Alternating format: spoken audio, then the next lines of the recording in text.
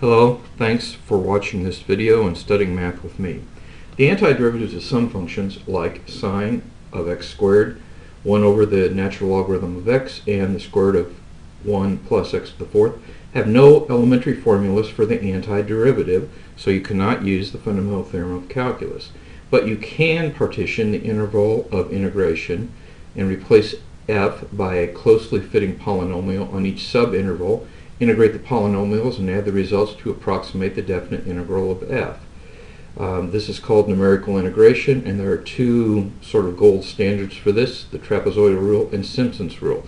Even today, when I am doing something like this in my work, I will use something that's just called the adaptive Simpsons Rule. And we also, with these techniques, due to their systematic approach, we get an opportunity to control the error that is introduced, and so we can get the approximation as close as we really desire. So here's the way the trapezoidal rule works. So you approximate the region between a curve and the x-axis with trapezoids instead of rectangles. Each of these little boxes is a trapezoid. These are the parallel sides, and the intervals on the x-axis represent the heights of the trapezoid. And we don't have to assume that the lengths are equal, but in the trapezoidal rule we do. So delta x is going to be b minus a, all divided by slicing it into n pieces. And so we have the formula for the area of a trapezoid, which is going to be the average of the bases times the height. So the average of the bases are going to be adding these two numbers together, and the height is going to be the length of that interval. So that's what you get for that, and then you add them all up. Now, when you do that carefully, you find that you double count a number of the points. In fact, the only points you don't double count are the first one and the last one. And so to approximate the integral from a to b of f of x dx, we're going to use the trapezoidal approximation. It's going to be delta x. There's the factor of 2 in the denominator. And then you have this, and you should note that there's 2's everywhere except on the first and last. And this is what delta x is, and it's delta x over 2. So let's do an example using the trapezoidal rule. And let's see, here's the example that we're going to look at with the trapezoidal rule, and actually also with Simpsons Rule. So we're going to be integrating this function. So we're going from 0 to 2. The function is e to the x squared dx, and again, you can't integrate this because you can't find an elementary antiderivative of e to the x squared. So when I do that analysis, what I do is I slice the interval from 0 to 2 into 20 pieces, and each time I'm going to be adding a tenth, and so those are my values of xi. I'm going to square each one of those and raise e to that squared value, and then I'm going to multiply by the coefficients 1, 2 everywhere else, and 1 again. Then I'm going to add up this number, and I'll get this 332 number, and then I'm going to take 1/2 of the length of each of these subintervals, so that would be 1/2 of 0.1 is 0.05. Multiply those two numbers together, and I get 16.33, and so on and so forth, as my estimate for the trapezoidal rule.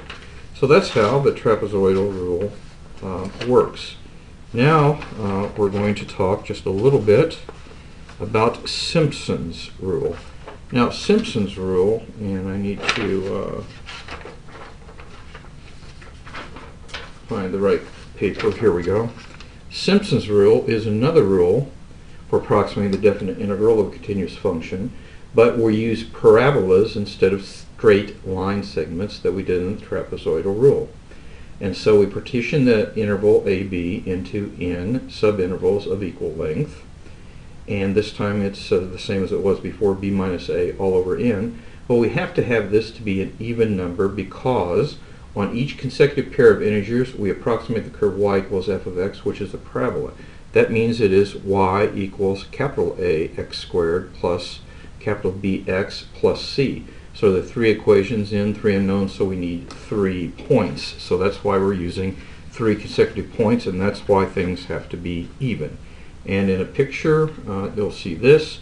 So we'll take a pair of intervals, and we'll use these 3 points and put a parabola through there. And a key element in the calculation is figuring out what this area is for those, and this is what we're going to be adding together. Now you notice that there's a factor 4 that occurs on some of this, and other times we're just going to be adding that endpoint again. So what we're going to see soon is that we have an alternating pattern of 4s and 2s. So this is what Simpson's rule then says. To approximate the integral from a to b f of x dx, we're going to use this expression. As before, the y values are the function values at the points along the way. N is even, and we have an alternating pattern of 1, 4, 2, 4, 2, dot, dot, dot. We get 4, and then we get a 1. So let's look at the problem we did before with the trapezoidal rule, but now we're going to look at it using Simpson's rule. And you see many things are the same, but the pattern changes. I have 1, 4, 2, 4, 2, 4, and so on and so forth, and down here it is 4, 1. I add the numbers up, and I'm dividing by a different number, or multiplying rather by a different number, and so I get a slightly different answer. Now you might wonder which one of these is the best, and it turns out Simpson's rule is a little bit the best. We have these error differences, and we have bounds on the absolute value of the error. How wrong could you be? So if the second derivative is continuous and m is any upper bound on that second derivative, including that second derivative itself on the closed interval AB, and we know there is a bound because a continuous function on a closed interval does achieve its max and min, then the error, the absolute value of the error is less than or equal to that upper bound, the maximum of f double prime. That's what I'm talking about over here. The maximum is the maximum f double prime on that interval is less than or equal to, and whenever we put b minus a over 2 over n, and we have the 1/2 there, we end up getting this is the error estimate. So the trapezoidal rule is less than or equal to, and we have n squared in the denominator. That means that the bigger you make n, the smaller the error, and that allows us to approximate it within any degree of accuracy we want. Similarly, if the fourth derivative is continuous and m is any upper bound on the value of the fourth derivative on AB, again we're saying it's continuous, so there is such a bound, then the error of Simpson's rule is less than or equal to, and we end up with a 180, which is a bigger number in the denominator than 12, and into the fourth. So Simpson's rule is indeed tighter than the trapezoidal rule. Here's some problems that I'm going to ask you to do, and I think I have 5 of them. What you should do is pause the video, and I actually am posting this on Blackboard. So I have 4 problems here. I am not going to ask you to use the midpoint rule, but I'm asking you to do it with Simpson's rule and with the trapezoidal rule. Approximate these integrals. None of these can be done using the fundamental theorem of calculus. And after you calculate those using these values of n, I would like for you to calculate a bound on the error in each problem for the trapezoidal rule and Simpson's rule. And I have one other thing. This can also be used whenever you have an irregular object where you don't have a function. And so here we have number 5, the widths of a cross-section of an airplane wing are measured at 1 foot intervals, and calculate the area of the cross-section, and we're using Simpson's rule for this. So take care, give these a go, and we will talk about this stuff when I come back. This is in chapter 8.7 of your book, but we're supposed to cover in Calculus 1. That's why we're talking about it now. Take care, and I will see you in class.